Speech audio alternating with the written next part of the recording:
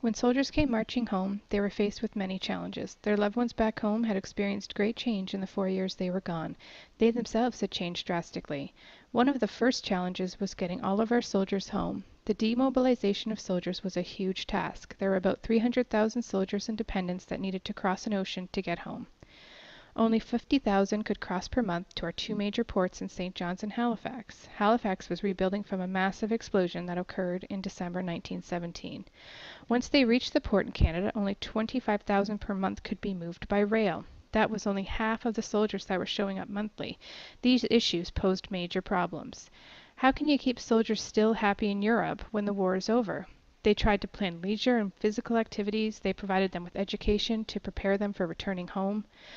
When they returned home, they were faced with many issues. It was a difficult transition for many soldiers who had experienced the horrors of war. Many soldiers returned disabled and are suffering from shell shock.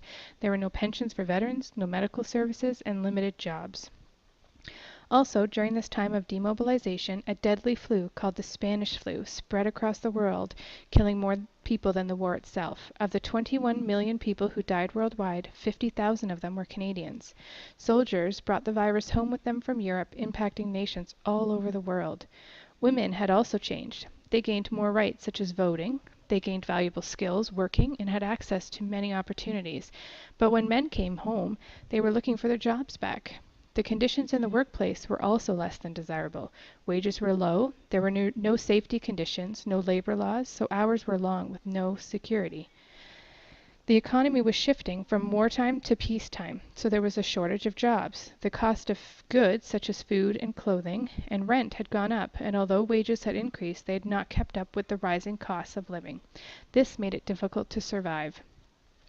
By the time 1920 rolled around, disabled Canadians were given pensions. At this time, Canada had the most generous pensions in the world. Soldiers were given land, education, and job opportunities to get them back to work, but the expectation was that soldiers would be productive.